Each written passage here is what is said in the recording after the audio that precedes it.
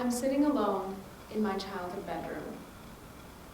I'm sitting alone, reading and rereading the words that refused me a place in Arenal housing and subjected me to starting medical school completely alone. And I'm sitting alone, listening to the second years tell me that I'll be okay. Listening to course directors tell me that I'll be okay. Listening to admin and faculty and more people that I don't know and who don't know me tell me that I'll be okay. And I'm sitting alone thinking that this seems to be a pattern. People who don't know me telling me that I'll be okay. People who take one look at my ethnic name, my cultural appearance, the history of academic success for those that look like me, who tell me that my hard work and my resilience will make me okay. People with power and control over the decisions that affect me, who tell me that I will be okay. That they tell me that the oppression is short term and that my worries are out of proportion. And so I'm sitting alone, telling my family and their worried faces that I'll be okay. But I'm sitting alone, trying to convince myself that I'll be okay.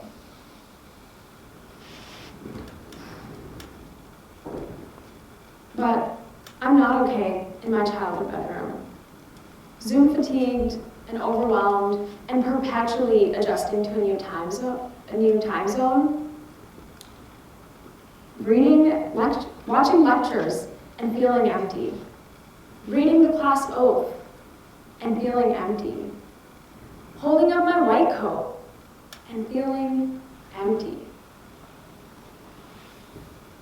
And I'm reading this oath, and they're just words that have no meaning to me. Because they're just words.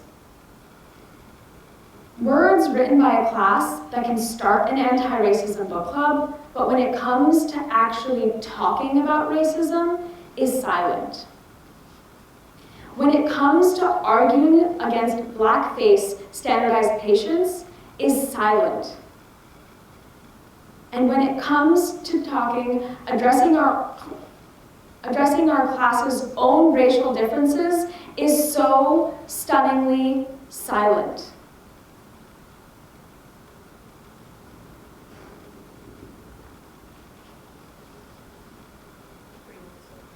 And I'm reading this oath in my childhood bedroom, and it's just words and words and words, and I have no words for when my family asks me how I'm doing, when my friends ask me how medical school is, how life in New York City is. I am too ashamed to tell them that I haven't moved across the country yet. And so I tell them what they want to hear. Because maybe by saying it, it would come true. I'm doing great. Med school is fine, hard, but I'm hanging in there. They tell me to take time for myself. But on top of learning that medicine is not transactional, and that I need to learn to be resilient and stubbornly optimistic, despite these challenges and grateful to my oppressors, I am crying in my childhood bedroom. The world is literally on fire, and I cannot just take time for myself while I have to worry about what being competitive means or trying to fit in chores without being called out on for not having my camera on, or having to agonize through another heavily PR'd class chat or town hall.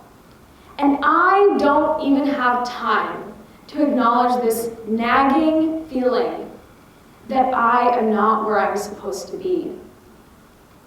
This feeling that this isn't my community, that I don't belong here.